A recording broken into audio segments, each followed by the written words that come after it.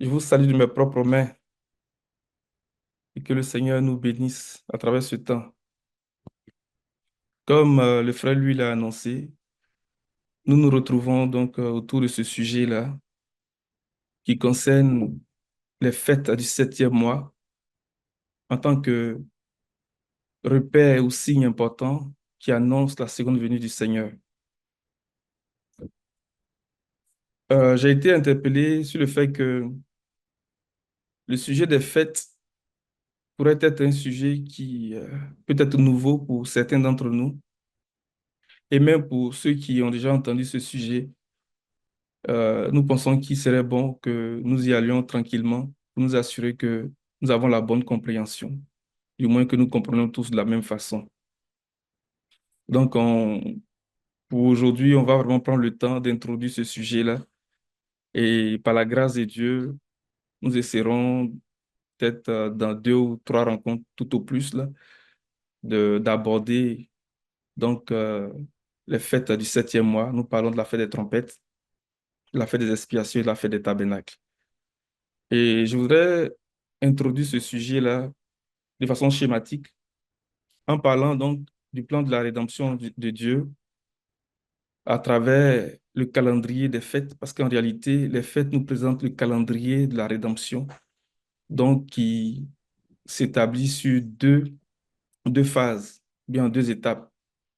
Donc, les fêtes du printemps, nous parlons de la fête de la Pâque, la fête des pains sans levain, la fête des prémices, la fête donc la Pentecôte, qui constitue le premier groupe de fêtes auquel on associe donc l'œuvre de la première rédemption qui s'est accomplie avec la première venue du Seigneur. Et le deuxième groupe de fêtes, comme nous l'annoncions là, les fêtes du septième mois, la fête des trompettes, la fête des expiations, la fête des tabernacles, constitue le deuxième groupe de fêtes, donc qui parle de la dernière rédemption et qui est aussi associée à la seconde venue du Seigneur. Nous allons nous appuyer pour cela sur un passage donc pour introduire ce sujet-là aujourd'hui. Et ce sera le passage d'Hébreux chapitre 10, du verset 4 au verset 7. Je suis avec le frère Amen qui nous accompagne dans nos lectures. Que le Seigneur te bénisse, mon frère, et te donne beaucoup de souffle. Amen. Hébreux 10, versets 4 à 7. À 7. Mhm. Car il est impossible que le sang des taureaux et des boucs ôte les péchés. C'est pourquoi Christ, entrant dans le monde, dit, Tu n'as voulu ni sacrifice ni offrande, mais tu m'as formé un corps. Tu n'as agréé ni holocauste ni sacrifice pour le péché. Alors j'ai dit, Voici, je viens dans le rouleau du livre, il est question de moi pour faire, ô Dieu, ta volonté. Amen. Amen. Donc, voici ce que l'auteur aux Hébreux nous dit, que il était question donc de traiter la question du péché, il était question donc de résoudre la question du péché, qui est la cause donc de la mort. On le voit tout à l'heure lorsque Paul parle à l'église de Corinthe. Il dit que l'aiguillon de la mort, c'est le péché. Donc, le Seigneur veut traiter la question du péché qui entraîne la mort, qui entraîne l'humanité dans l'esclavage donc du péché et dans l'esclavage de la corruption. Parce que souvenons-nous que nos premiers ancêtres, lorsqu'ils avaient été créés et placés dans le jardin d'Éden, ils étaient là dans une innocence parfaite. Et à la suite du péché, donc ils ont revêtu donc la corruption et la mort qui est venue sur eux comme un vêtement. Et le Seigneur veut régler cette question-là en restaurant l'homme dans sa condition initiale, mais en élevant à un plus haut point jusqu'à le faire asseoir sur le trône, comme lui-même a vaincu et s'est assis sur le trône avec son Père. Donc, il était nécessaire donc de régler la question du péché, donc qui a envoyé la mort. Et ce verset nous dit que car il est impossible que le sang des taureaux et des boucs enlève le péché. C'est la raison pour laquelle en entrant dans le monde, Christ dit, tu n'as voulu ni sacrifice ni offrande, mais tu m'as formé un corps. Donc, pour enlever le péché, pour régler l'action du péché, ça prenait un corps. Un corps qui était nécessaire donc pour régler cette question. Ça nous amène à réfléchir.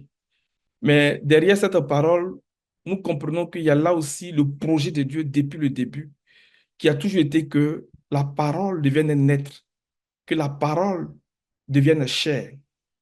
Et c'est dans la même pensée que Jean chapitre 1, verset 14, lorsqu'il est dit, au commencement, le verset 1, au commencement, la parole était déjà, la parole était avec Dieu, la parole était Dieu. Verset 14 dit, et la parole s'est faite homme, la parole s'est faite chair et elle a habité parmi nous. Donc ça a toujours été le projet de Dieu, que la parole devienne un être. Mais dans ce passage, il nous dit que au-delà de ce projet, il y avait aussi la question donc du péché qui envoyait la mort, qui envoyait la corruption, les infirmités, les douleurs, le vieillissement et tout ça, que le Seigneur voulait régler. Donc ça prenait un corps. Ça, c'est la première chose.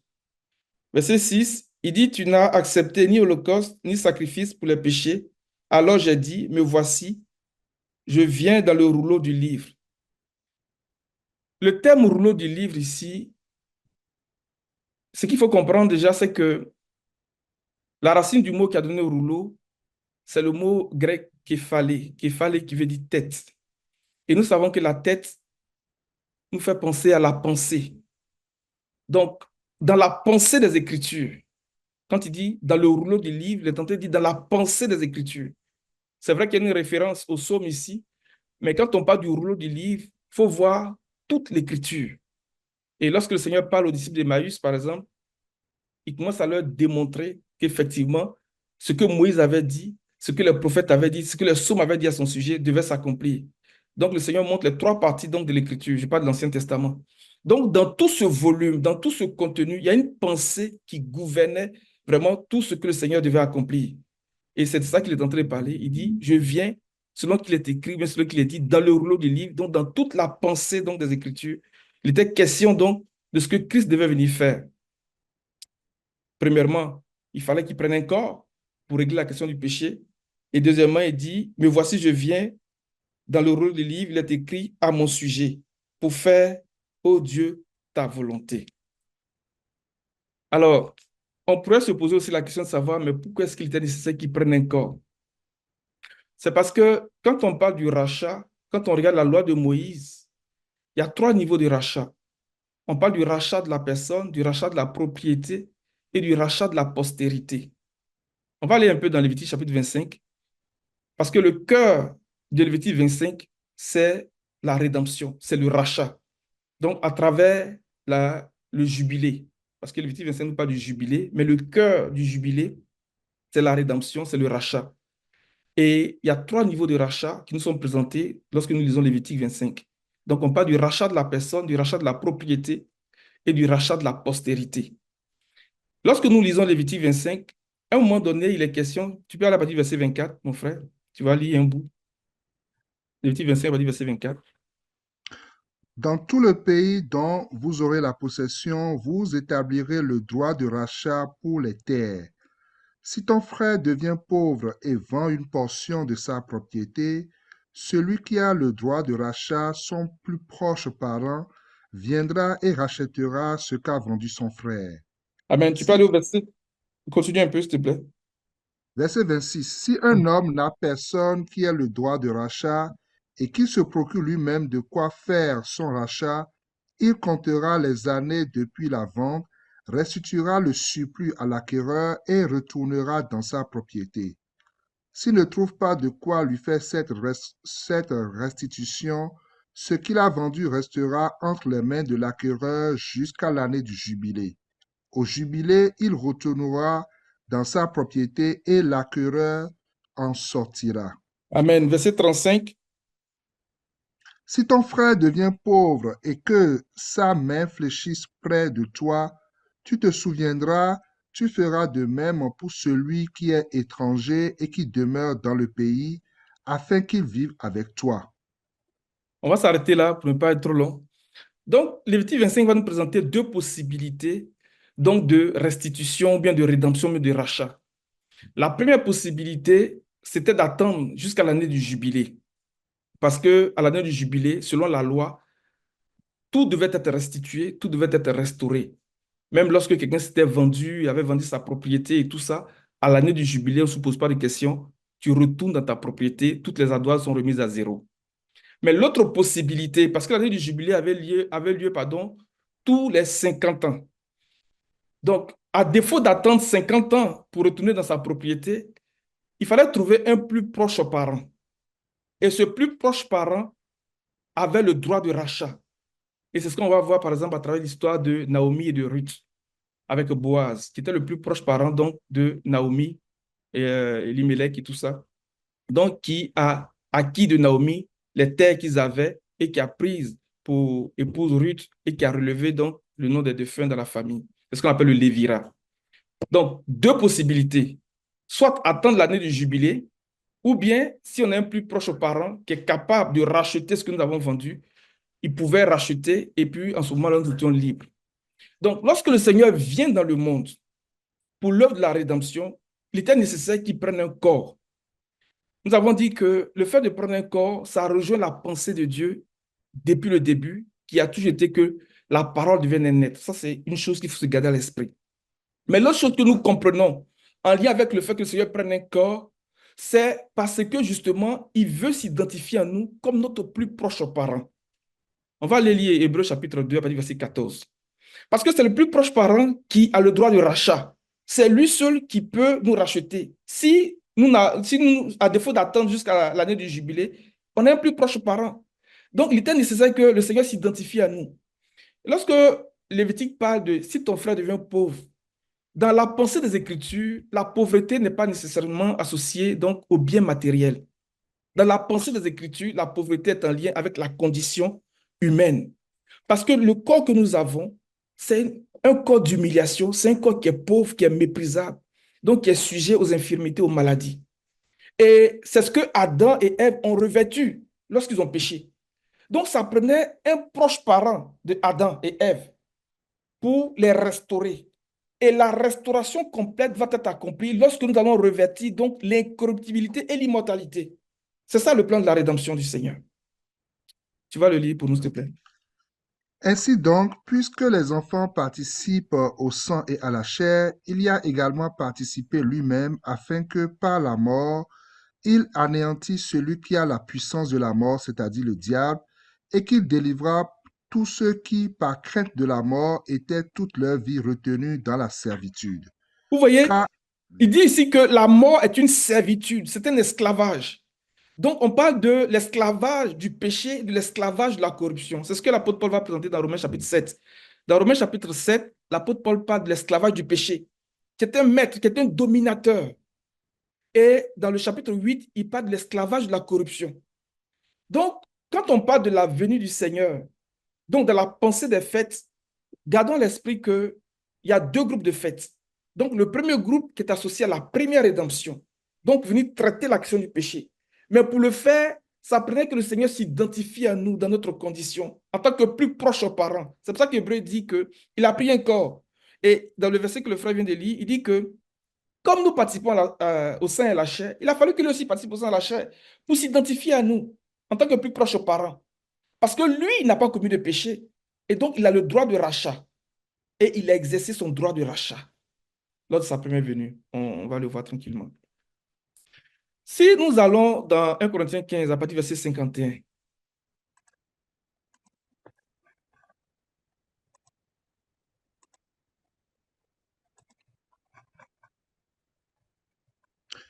voici, je vous dis un mystère. Nous ne mourrons pas tous, mais tous nous serons changés. En un instant, en un clin d'œil à la dernière trompette. La trompette sonnera et les morts ressusciteront incorruptibles et nous serons changés. Car il faut que ce corps corruptible revête l'incorruptibilité et que ce corps mortel revête l'immortalité. Amen. Lo- On s'arrête à l'instant. Pour rappeler simplement que lorsque Adam et Ève ont péché, ils ont revêtu donc la corruption et ils ont revêtu la mort. La mort et la corruption sont venus comme un vêtement sur eux. Donc, le plan de rédemption de Dieu, le plan de restauration, c'est de venir rétablir, de venir renverser ces choses-là pour nous établir donc dans l'incorruptibilité et dans l'immortalité. Et celui qui pouvait faire ça, c'est notre plus proche parent. Parce que Adam ne pouvait pas. Si vous avez le temps, regardez Lévitique 25. Il va dire que s'il ne peut pas se racheter lui-même, Ça lui prend un plus proche aux parents, à défaut d'attendre jusqu'à l'année du jubilé. Mais Christ est venu et il a proclamé les deux choses, l'année du jubilé, et il s'identifie à nous comme notre plus proche parent. Continue, s'il te plaît.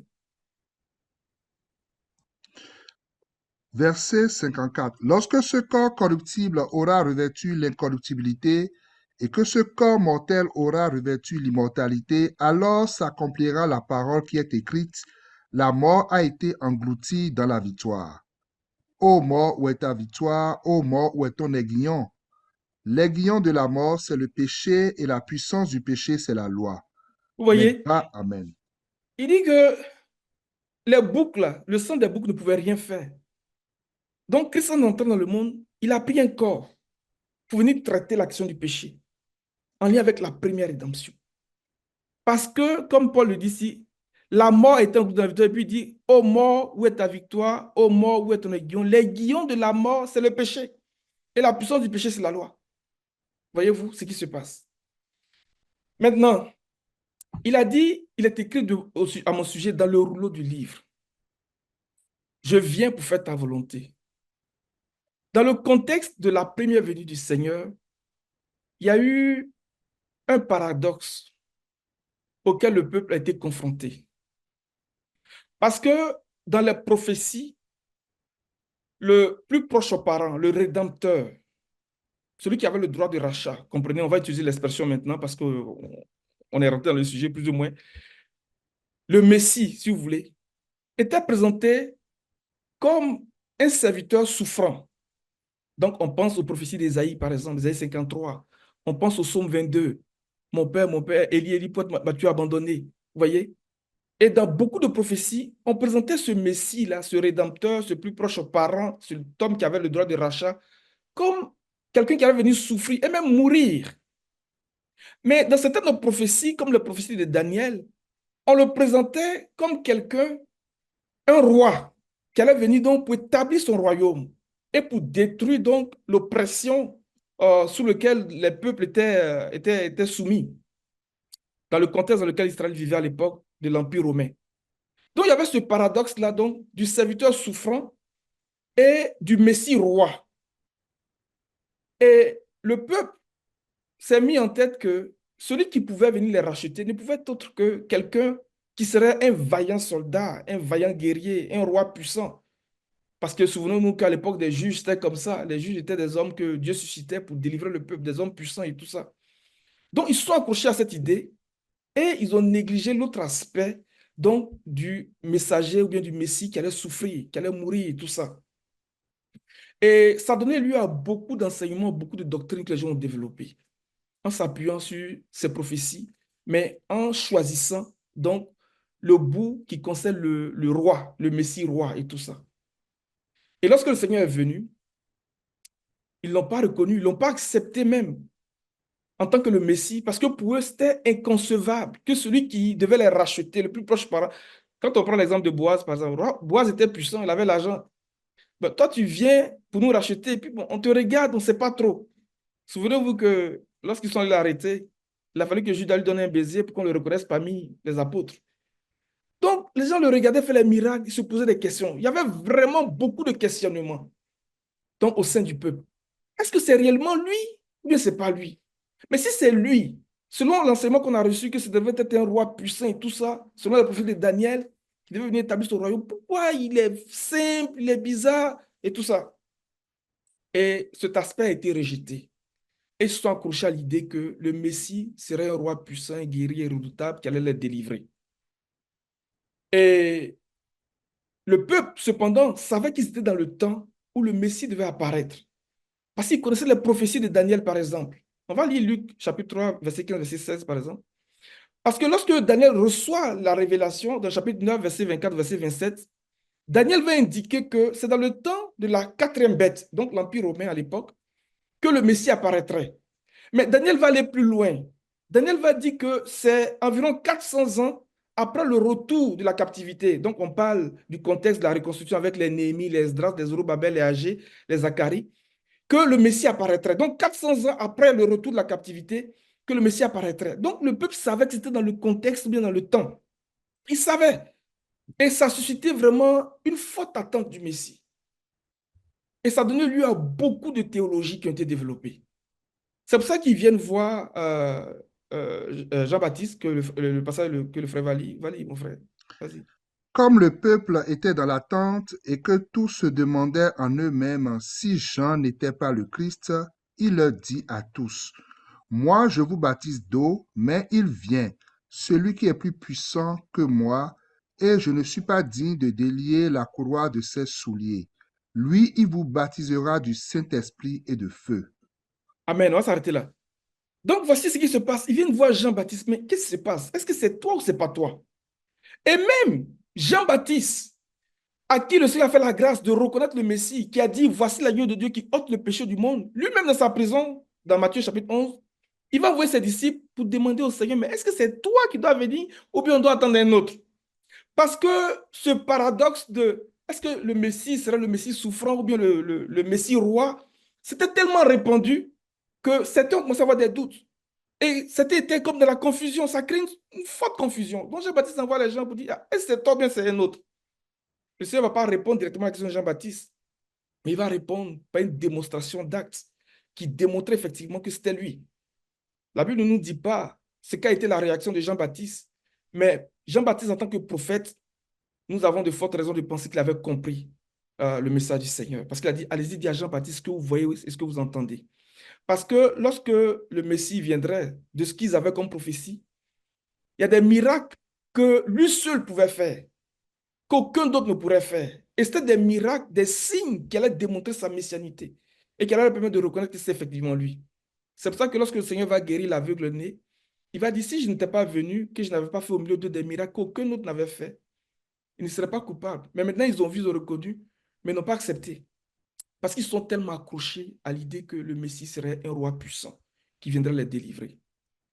Ce que je veux dire à travers tout ça, avant d'aller rejoindre la question des fêtes, c'est que le passage d'Hébreu que nous avons lu, il dit, il est écrit dans le rouleau des livres à mon sujet.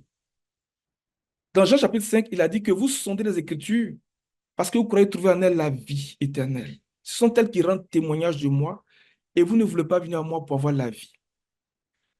Il va parler du témoignage de Jésus-Christ. Le témoignage de Jésus-Christ, c'est l'esprit de la prophétie. Nous ne pouvons pas faire des chartes. Lorsque nous parlons de la seconde venue du Seigneur, bien lorsque nous parlons du Seigneur, nous avons dit que le mot, la racine du mot qui a donné rouleau, c'est képhalé, qui veut dire la tête, donc la pensée. Donc, toute l'écriture témoigne de Christ. Ça, là, il faut qu'on se garde ça à l'esprit. C'est lui le but des Écritures. C'est lui l'esprit de la prophétie. C'est lui le témoignage de Jésus-Christ. On ne peut pas choisir un aspect de Jésus-Christ et rejeter un autre aspect. Pourquoi? Lorsque Matthieu, Marc, Luc et Jean écrivent les évangiles, Matthieu va présenter le Seigneur comme le roi. Parce que cette idée du roi était forte, comme je le disais à l'instant, mais il y avait aussi l'idée aussi que le Messie souffrirait. Et c'est ce qu'il va dire donc aux apôtres, donc sur le chemin d'Emmaüs, et après lorsqu'il va trouver les 11 autres. Il dit que ne fallait-il pas que le Messie souffre ces choses et qu'il ressuscite et qu'il entre dans sa gloire. Donc il y avait ces deux idées. Donc Matthieu va présenter le Seigneur comme le roi. C'est pour ça qu'il dit généalogie de Jésus-Christ, fils de David. David était roi. Donc ses descendants, bien son fils, il est prince ou bien il devient roi, fils d'Abraham. Et Marc va présenter le Seigneur comme le parfait serviteur. Voyez-vous? Et Luc, qui est le seul auteur non juif que nous avons, en tant que médecin, va présenter le Seigneur dans son humanité, comme le parfait homme. Vous voyez? Et l'apôtre Jean, qui lui est rentré dans le niveau de compréhension des Écritures qu'on appelle le sod, ou bien le mystère. Le mot sod, c'est le mot qui vient, par exemple, de Amos 3, verset 7. Il dit que le Seigneur ne fait rien sans avoir révélé ses secrets à ses serviteurs, les prophètes. Donc, le mot secret est traduit par mystère ou bien sod. Jean a amené le niveau vraiment tellement élevé. Lui va présenter le Seigneur dans sa divinité, en tant que Dieu. Voyez-vous? C'est pour ça qu'il dit au commencement, la parole existait déjà, la parole était avec Dieu et la parole était Dieu. Donc, il présente le Seigneur en tant que Dieu. Donc, les quatre attributs, les quatre aspects du témoignage de Jésus-Christ sont des choses que nous devons garder à l'esprit. Et le peuple a manqué de garder ces choses à l'esprit et s'est accroché à une idée qui a fait qu'il n'a pas reconnu le Messie qui est venu. C'est là où l'idée des fêtes est vraiment intéressante. Parce que Lévitique 23 est l'un des chapitres clés. Je pèse mes mots, les amis. C'est l'un des chapitres clés qui permet de déverrouiller toutes les Écritures. Parce que ce chapitre nous révèle le calendrier de Dieu. C'est pour ça que lorsque le Seigneur a donné les fêtes, il les a regroupées en deux groupes de fêtes. Donc, le premier groupe de fêtes, on parle des fêtes du printemps, donc la première pluie, la pluie du printemps, pardon, associée à la première venue du Seigneur. Et nous savons qu'à cette première venue du Seigneur, nous parlons de la Pâque, nous parlons donc de la fête des pains sans levain, nous parlons de la fête des prémices et nous parlons de la fête donc de Pentecôte. Et le deuxième groupe de fêtes, donc associé à la seconde venue du Seigneur, trompette, expiation et tabernacle. Entre les deux groupes de fêtes, il y a 4 mois de sécheresse.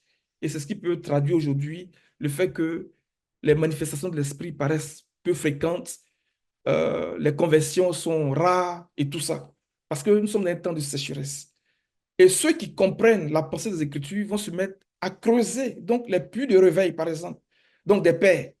Ils vont creuser les anciens puits, alléluia, des patriarches, pour appeler le réveil et pour commencer à chercher Dieu. Et ceux-là, le Seigneur va leur faire la grâce, donc de savoir quand est-ce que le deuxième groupe de fêtes se met en place, donc associé à la seconde venue du Seigneur. On va aller lire un passage dans Apôtres chapitre 13, verset 8. Donc, pendant que le frère cherche le passage, l'idée des fêtes est quelque chose que Dieu avait donné au peuple pour l'aider justement face à ce paradoxe. Et c'est ce que le Seigneur veut nous donner aujourd'hui. Parce qu'effectivement, il y a beaucoup d'enseignements qui sont développés, il y a beaucoup de théologies qui ont été développées en lien avec la première venue et la seconde venue du Seigneur. Et quelquefois, les gens mélangent les choses parce que le royaume vient en deux temps. Ça, il faut qu'on se le garde à l'esprit. Pourquoi est-ce que nous disons que le royaume vient en deux temps? Parce que lorsque le Seigneur donne les paraboles du royaume dans Matthieu 13, il y a seulement deux paraboles pour lesquelles il va donner une interprétation, une explication. On parle de la parabole du semeur et on parle de la parabole du blé de l'ivraie. C'est seulement ces deux paraboles-là que le Seigneur a donné donc une interprétation. Et parlant de la parabole du semeur, il dit que c'est la clé pour comprendre toutes les autres paraboles. Le royaume vient en deux temps. Donc, la première venue du royaume est associée à la parabole du semeur et la seconde venue du royaume est associée donc à la parabole du blé de l'ivraie. Mais entre ces deux périodes, il y a une longue période donc, qui permet à la semence de parvenir à la maturation. Et c'est là où tout se joue.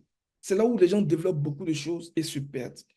Et la façon dont le Seigneur a fait les fêtes, c'est qu'il a fait en sorte que les fêtes coïncident donc avec les périodes de pluie et les périodes de récolte pour aider le peuple. C'est pour ça que nous parlons de signes et repères. C'était vraiment des repères, c'était vraiment des indications. Donc, le premier groupe de fêtes est associé au pluie du printemps. Et le deuxième groupe de fêtes est associé à la première pluie. Et vous voyez, entre ces deux fêtes, comme je disais, il y a une période de sécheresse. C'est des repères pour aider le peuple. Et c'est ce qui aurait pu permettre au peuple, je dis bien, aurait pu permettre au peuple, donc, de comprendre qu'il s'agissait de la même personne qui devait venir. Donc, souffrir et être élevé dans la gloire. Ce que vous voyez. Vas-y, mon frère. Et tous les habitants de la terre l'adoreront, ceux dont le nom n'a pas été écrit dès la fondation du monde dans le livre de vie de l'agneau qui a été immolé.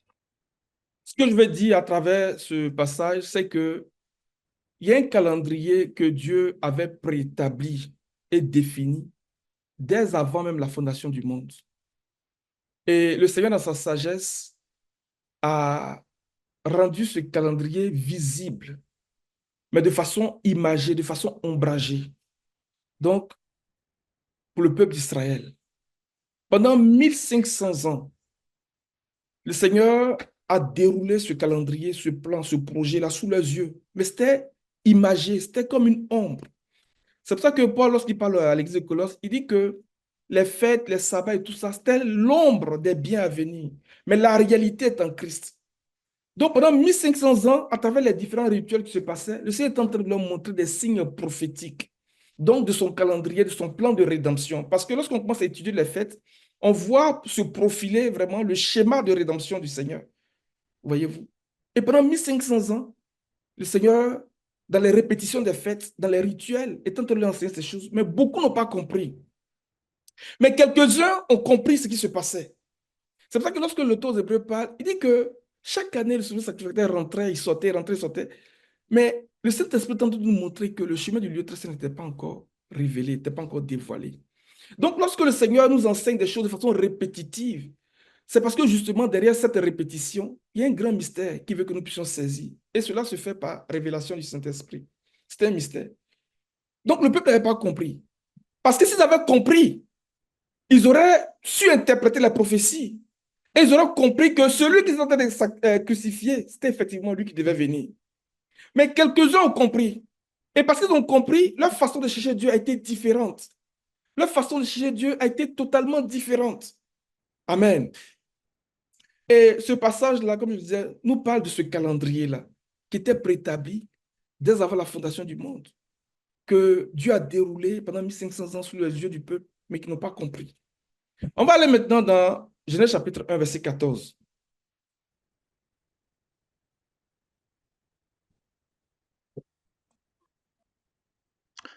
Dieu dit qu'il y a des luminaires dans l'étendue du ciel pour séparer le jour d'avec la nuit, que ce soit des signes pour marquer les époques, les jours et les années. Amen. Continue le verset 19, s'il Et te qu'ils plaît. servent de luminaires dans l'étendue du ciel pour éclairer la terre. Et cela fut ainsi. Dieu fit les deux grands luminaires, le premier grand luminaire pour présider au jour et le plus petit luminaire pour présider à la nuit.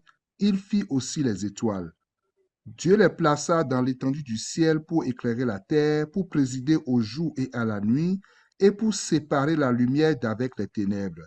Dieu vit que cela était bon. Ainsi, il y eut un soir, il y eut un matin, ce fut le quatrième jour. Nous lisons ce passage, merci mon frère, nous lisons ce passage parce que cela nous donne une définition de ce que c'est que le calendrier de Dieu.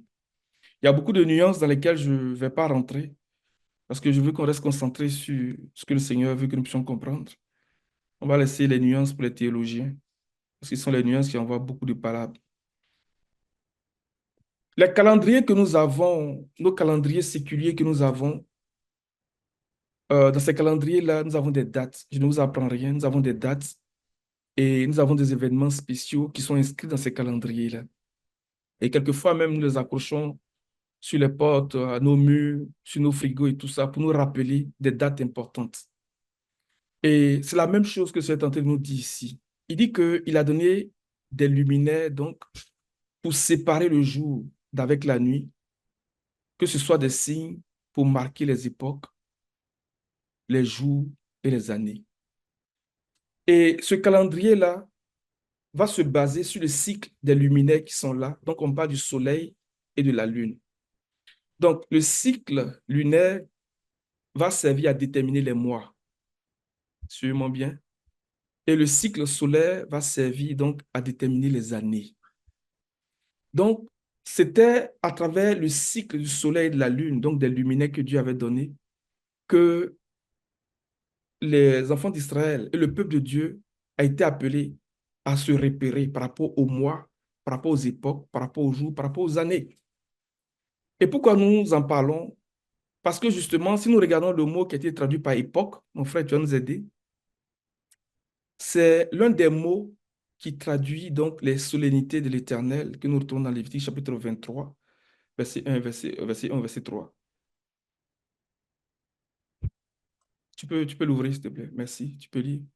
Endroit convenu, temps fixé, réunion, temps marqué, fixé, saison, fête solennelle, saison fixée, assemblée, signe fixé ou signal, tente de l'assemblée de l'assignation. Voyez-vous, donc les fêtes de l'Éternel, il dit bien, ce sont mes fêtes. Ce n'est pas des fêtes d'Israël, qu'on s'entende bien. Il dit, voici mes fêtes. Il dit, ce sont ses fêtes à lui. Ce n'est pas des fêtes d'Israël. Mais à travers ce qu'Israël faisait, ça nous donne une image pour comprendre ce que Dieu est en train de faire. Donc, il dit dans ce passage-là qu'il a donné des luminaires donc, pour marquer les jours, les années, les époques. Et époque est traduit par fête. Donc, les saisons, les temps fixés, les assemblées et tout ça. Donc, c'est le calendrier de Dieu. Les fêtes, là, c'est le calendrier de la rédemption que Dieu nous a donné. Et de même que ce passage nous dit que c'était basé sur le cycle du soleil et de la lune, donc pour pouvoir se repérer. Le Seigneur nous a donné aussi les fêtes comme des cycles. Parce que dans Ésaïe chapitre 29, il parle du cycle des fêtes. Il dit laissez les fêtes accomplir leur cycle. Effectivement, les fêtes s'accomplissent de façon cyclique et nous enseignent quelque chose. Veut que nous amène à avoir les regards fixés sur le plan de la rédemption de Dieu. Voyez-vous? Et c'est ce que le Seigneur a voulu. C'est pour ça qu'il nous a donné les fêtes. Et les fêtes auraient dû aider Israël donc à se repérer, à se situer donc par rapport à la première venue du Seigneur. Et c'est ce que nous voulons aussi considérer lorsque nous parlons de la seconde venue du Seigneur. Pourquoi? Parce que ces fêtes vont nous donner l'intelligence des temps. Parce que vous voyez ici, c'est mis endroit convenu, temps fixé, réunion, temps marqué. Va donner l'intelligence des temps. On va lire 1 Pierre 1 à partir du verset 10. Vous allez voir pourquoi on insiste là-dessus. 1 Pierre 1 à partir du verset 10, mon frère.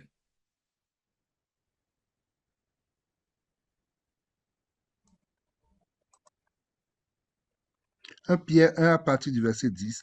Les Mhm. prophètes qui ont prophétisé touchant la grâce qui vous était réservée ont fait de ce salut l'objet de leur recherche et de leur investigation, voulant sonder l'époque et les circonstances marquées par l'Esprit de Christ qui était en eux et qui attestaient d'avance les souffrances de Christ et la gloire dont elles seraient suivies.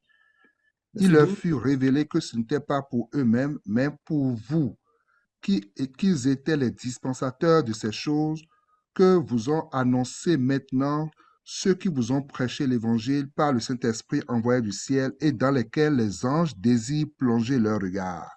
Vous voyez, tout à l'heure, nous disions que le Seigneur avait un calendrier préétabli dès avant la fondation du monde et qui concerne notre rédemption en deux étapes. La première rédemption et la dernière rédemption, auquel on associe la première venue du Seigneur et la seconde venue du Seigneur, parce que la première venue du Seigneur et la seconde venue du Seigneur, c'est à travers ces venues-là que toutes les promesses vont s'accomplir. Autrement dit, toutes les promesses travaillent avec cette prophétie donc, de la première venue et de la seconde venue du Seigneur. Toutes les promesses. Toutes les promesses. Donc, le Seigneur a voulu le rendre visible aux yeux d'Israël, mais de façon imagée, de façon ombragée. Et nous disions que ceux qui ont compris derrière les rituels qui se faisaient chaque année, qu'il y avait quelque chose de beaucoup plus grand, que c'était des signes prophétiques, ont cherché Dieu autrement. Et nous parlons des prophètes. Et c'est ce qui rejoint la pensée donc de ce que Pierre dit ici. Il dit les prophètes qui ont prophétisé touchant la grâce qui vous était réservée ont fait de ce salut. Le salut, c'est Christ. Parce que le nom de Yeshua, ça veut dire salut. En fait, de salut, l'objet de leur recherche et de leurs investigations. C'est-à-dire qu'ils ont cherché Christ. Pourquoi? Comment ils ont fait? Voulant sonder l'époque et les circonstances. Dans Genèse chapitre 1 que le frère nous a présenté, on a dit qu'il a donné les luminaires donc, pour servir de signe, pour marquer les jours, les années, les époques. Donc, ils ont voulu sonder les fêtes, parce que époque était traduit par fête, assemblée, assemblée solennelle, temps fixé, ainsi de suite. Donc, ils ont voulu sonder les fêtes. Donc, ils ont cherché Christ en sondant les fêtes. Alléluia. Voulant sonder l'époque et les circonstances marquées par l'Esprit de Christ qui était en eux et qui attestait d'avance les souffrances de Christ et la gloire dont elles seraient suivies. Maintenant, ces gens-là, parce qu'ils ont cherché Dieu comme Dieu voulait, la Bible dit qu'il leur fut révélé. Donc, ils ont découvert que ce n'était pas pour eux-mêmes. On pense à Daniel, par exemple. On va aller dans Daniel chapitre 12, à partir du verset 8. On pense à Daniel. On pense par exemple à Esaïe. Donc, qui par l'Esprit de Christ qui était en lui, a vu la scène du calvaire. Esaïe 53, c'est l'une des prophéties vraiment les plus puissantes. Esaïe a vu la scène du calvaire. Parce qu'ils ont cherché Dieu autrement. Et c'est ce que le Seigneur nous appelle à faire aujourd'hui. Pour nous qui attendons le Seigneur, qui attendons la seconde venue du Seigneur, le Seigneur nous donne un élément pour nous permettre donc de ne pas aller dans tous les sens, pour nous permettre de nous repérer et de ne pas choisir un aspect du témoignage de Jésus-Christ et laisser un autre aspect.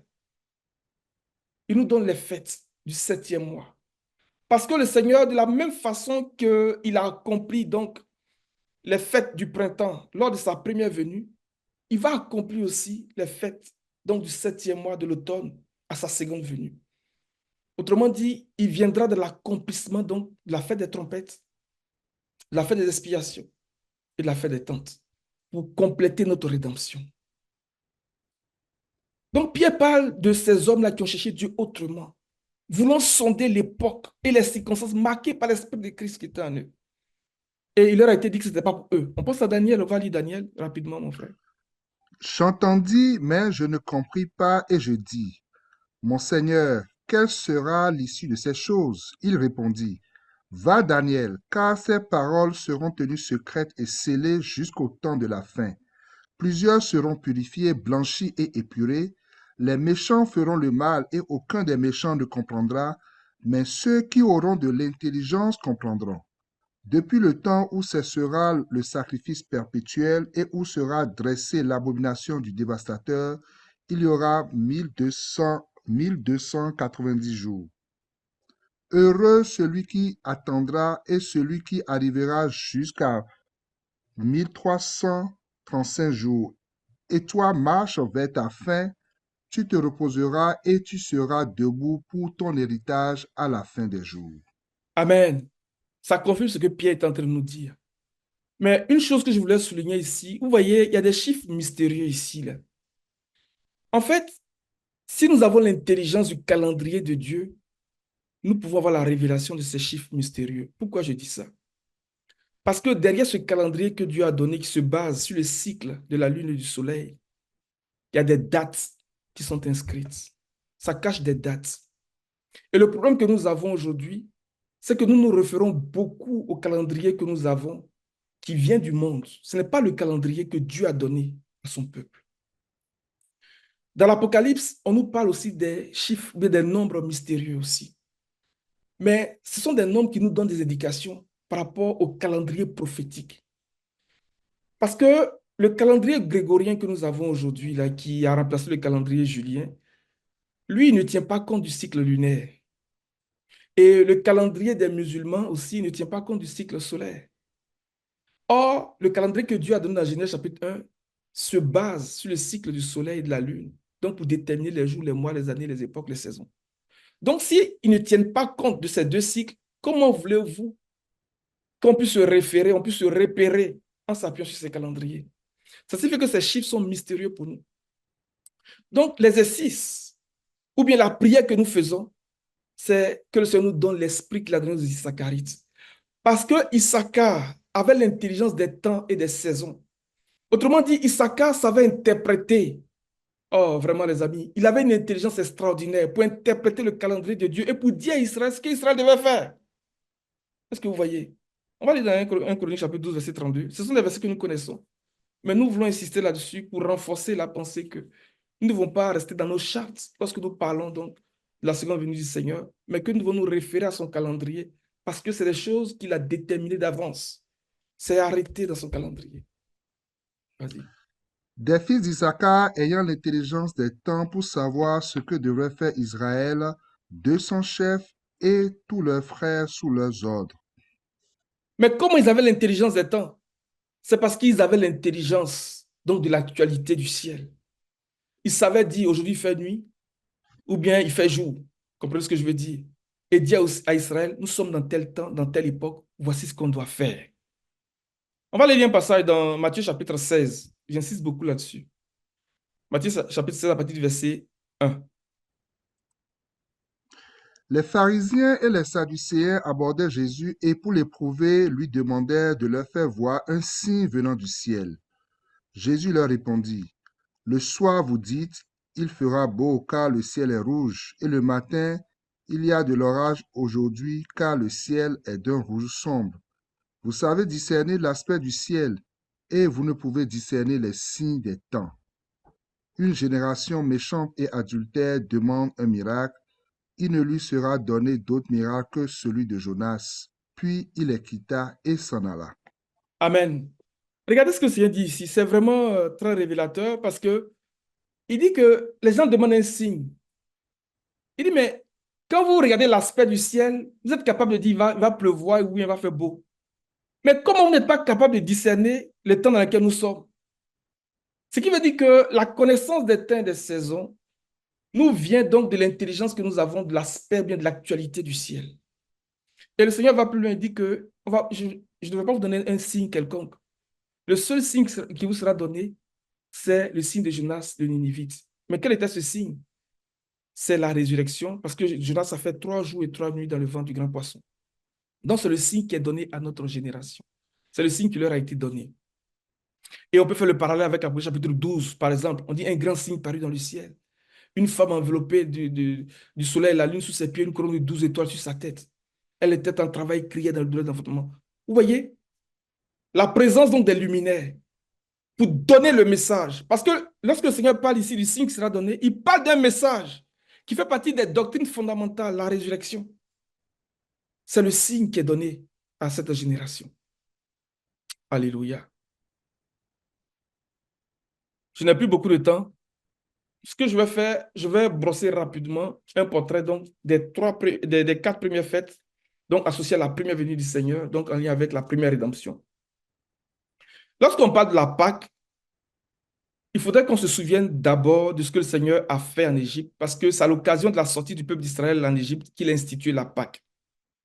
Et cela exprime réellement, de façon concrète, donc l'œuvre de la rédemption. La Pâque vient amorcer notre processus de rédemption.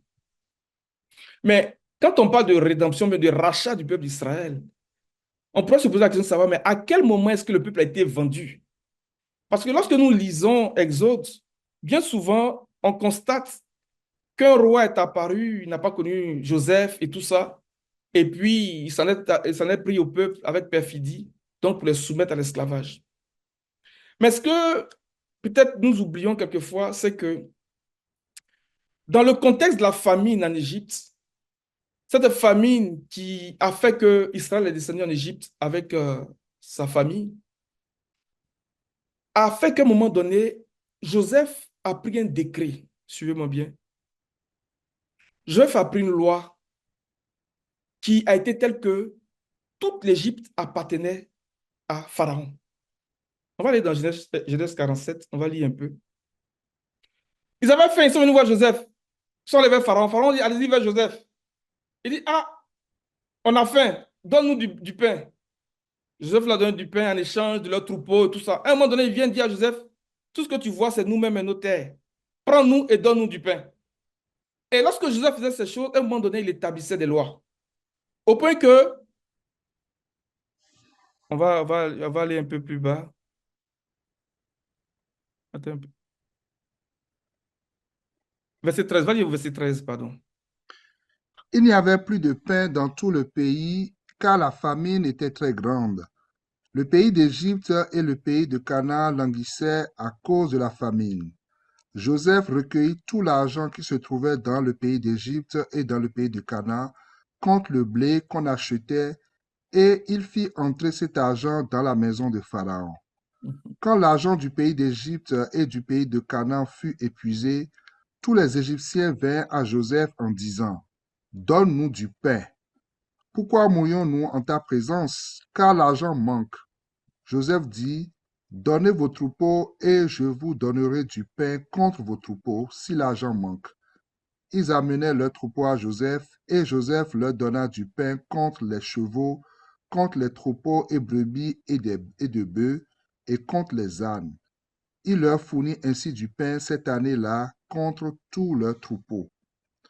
Lorsque cette année fut écoulée, il vint à Joseph l'année suivante et il dit, nous ne cacherons point à mon Seigneur que l'argent est épuisé et que les troupeaux du bétail ont été amenés à mon Seigneur.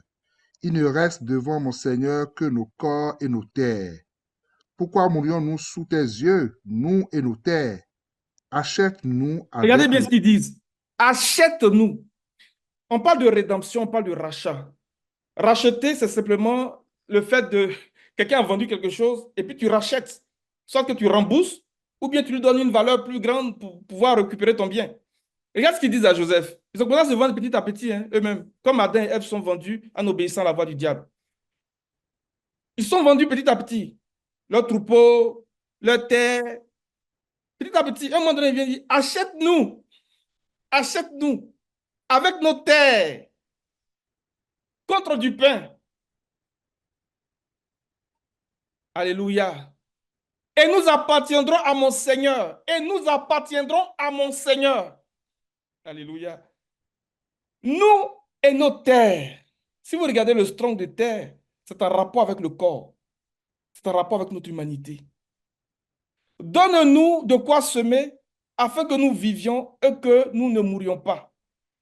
Et que nos terres ne soient pas désolées. Continue la lecture, frère, s'il te plaît. Verset 20, Joseph acheta toutes les terres de l'Égypte pour Pharaon, car les Égyptiens Non, vendirent attendez. chacun. Il dit Joseph acheta toutes les terres de l'Égypte. Est-ce que vous voyez ce qui se passe ici? En fait, j'utilise cette image pour expliquer un peu la rédemption en rapport avec la fête de Pâques.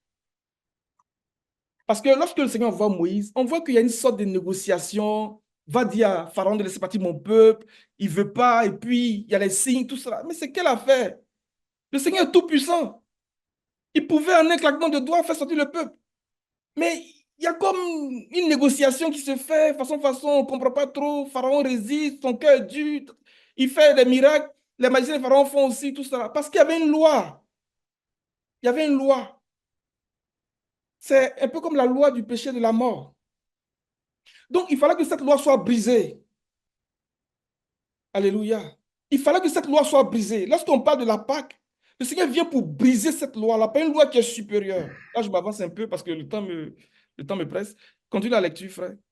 Joseph acheta toutes les terres de l'Égypte pour Pharaon, car les Égyptiens vendirent chacun leur champ, parce que la famine les pressait, et le pays devint la propriété de Pharaon. Regardez bien, le pays devient la propriété de Pharaon.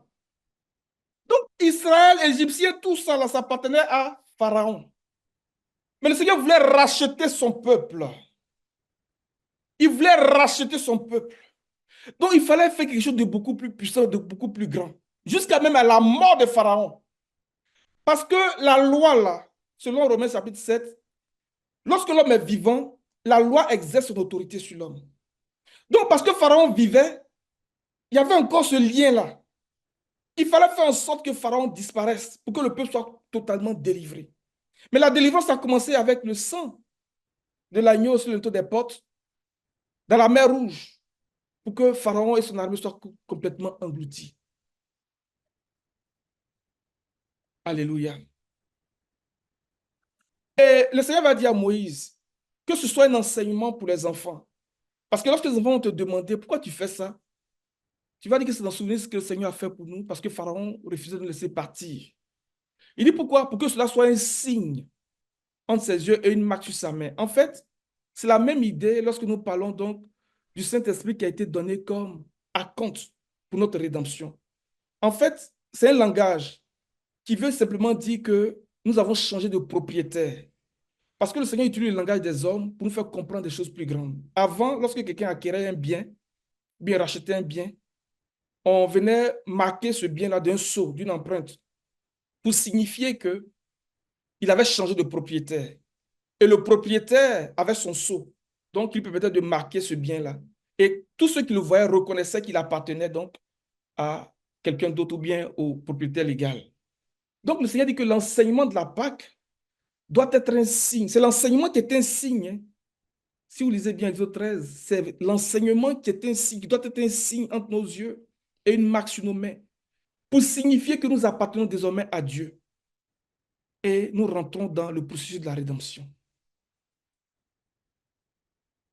La deuxième fête, la fête des pains sans levain. La fête des pains sans levain, c'est une identification directe au corps de Christ dans les jours de sa chair. Parce que le levain dans la pâte va accélérer la décomposition. Mais lorsqu'il n'y a pas de levain dans une pâte, la pâte, ou bien je veux dire le pain peut se conserver très longtemps. C'est pour ça que lorsque Christ a été mis au tombeau 3 jours, il n'a pas connu la décomposition parce qu'il était sans péché. Il était sans péché, sans malice, sans hypocrisie, sans rien. Il n'y avait pas de levain en lui, donc il ne pouvait pas connaître la décomposition. Le pain sans levain est une identification donc au corps de Christ. Et si vous cherchez des images en rapport donc avec ce pain sans levain, vous allez voir que c'était un pain qui était strié, qui était percé. Parce qu'il disait que le fait de percer la pâte, ça empêchait que par inadvertance, ça monte. Donc, on voit là, à travers même l'image physique de ce pain sans levain là, les marques des souffrances de Christ sur son corps. Alléluia. Et la fête des prémices, c'est ce que l'apôtre Paul va aller chercher lorsqu'il parle du mystère de la résurrection dans 1 Corinthiens 15, 1 Corinthiens 15, verset 20. Il dit que Christ comme prémisse. Parce qu'à la fête des prémices, il fallait apporter une gerbe. Mais on dit bien gerbe. Quand on dit gerbe, c'est comme s'il y a plusieurs là. C'est pour ça que la Bible dit que lorsque le Seigneur est ressuscité, plusieurs corps des saints sont sortis et sont apparus dans la vie. Donc la gerbe s'est accomplie. Et lui, c'est les prémices de ceux qui sont morts. Et la fête de la Pentecôte, c'est le don, c'est l'acte fondateur même du peuple. Parce que c'est au mont Sinaï qu'ils ont reçu donc la Torah. Quand on parle de Torah, on parle de l'enseignement. Ils ont reçu la parole de Dieu. Et cet épisode de Sinaï s'est accompli le jour de la Pentecôte. De même que c'est 50 jours après la sortie d'Égypte que le Seigneur est venu les rencontrer à Sinaï. C'est aussi 50 jours après la Pâque qu'il y a eu l'effusion du Saint-Esprit dans Actes chapitre 2.